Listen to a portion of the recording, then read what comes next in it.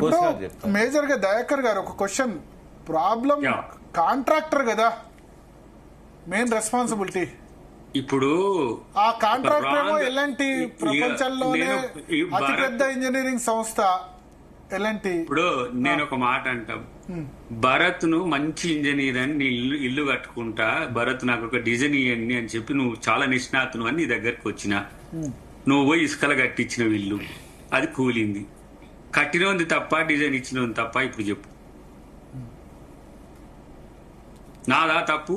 నిన్ను నమ్మి ఎవరు ముఖ్యమంత్రి ఉన్నా, రేవంత్ రెడ్డి ఉన్నా, ఇంకోరు ఉన్నా కూడా ఇంజనీర్లదే బాధ్యత ఉంటుంది. ఎందుకంటే ఆయన ఎవరో చెప్తాడు కదని, ఆయన ప్రకాశం ఇంజనీర్ ఎవరో ఇంజనీర్ ఎవరో ఆయనను అడిగితానికి కాదానికే పిలుస్తున్నారు. ఇప్పుడు రెండవది ముఖ్యమైనది ఏంటంటే, ఇవాళ ఈటెల రాజేందర్ గారు కూడా ఎందుకు సమాధానం చెప్పాల్సిన స్థితి వచ్చిందంటే, ఇప్పుడు గుట్టు చప్పుడు కాకుండా ఆయన చెప్పినట్టు చేసింది, ఆయన పెట్టమన్న కాడ సంతకాలు పెట్టింది, పైసలు అనుమతులు ఇచ్చింది ఆయనే కాబట్టి, పైసల మంత్రి కాబట్టి అన్ని అలా అడుగుతుండ్రు.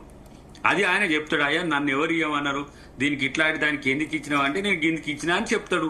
ఆయనకు వచ్చి ఇప్పుడు ఆయన గంత ఏడబడితే ఆడ సంతకాలు పెట్టమంటే పెట్టేటోని కూడా తీసుకుపోయి పార్టీకి వెళ్ళగొడుతుంది. ఊరు పేరు ఏదో ఉందో భూముల కాడ పెట్టేసి 7 నెంబర్ 2 కొడుకు సమస్య వస్తుందని తీసి వెళ్ళగొడుతుంది. ఆయన ఇటు పోకుండా అటు పోకుండా బీజేపీ అయితే కాపాడుతారు, మళ్ళీ బీజేపీలోకి పోయిండు, బీజేపీలోకి పోయినా వచ్చి మళ్ళీ ఇది పడ్డది.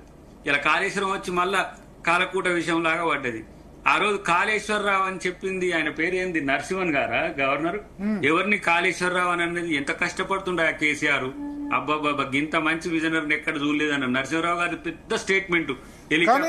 ఒకటి దయాకర్ గారు, నాకు తెలిసి ఒక ప్రాజెక్ట్ ఇంత తొందరగా కంప్లీట్ అవ్వడం కూడా రికార్డే కదా. 2-3 సంవత్సరాల్లో మన కళ్ళ ముందు ప్రాజెక్టులు.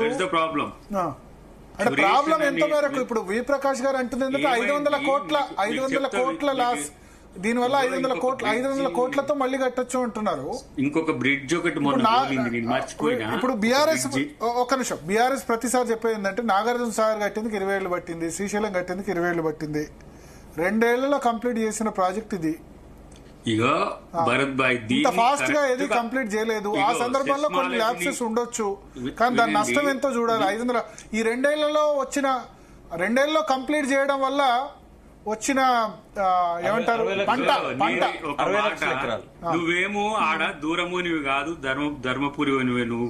అందుకని నేను అంటున్నా, నేను చెప్తున్నా వినండి, అది సిస్మిక్ సెన్సిటివ్ అనేది మీకు తెలుసు కదా. కాదు, ఓసీ ఏరియాలో ఉన్నది కదా, ఏరియాలో ఉన్నాయి. ఒకసారి ఒక మాట నేను చెప్పని అన్నారు సెస్మిక్ సెన్సిటివ్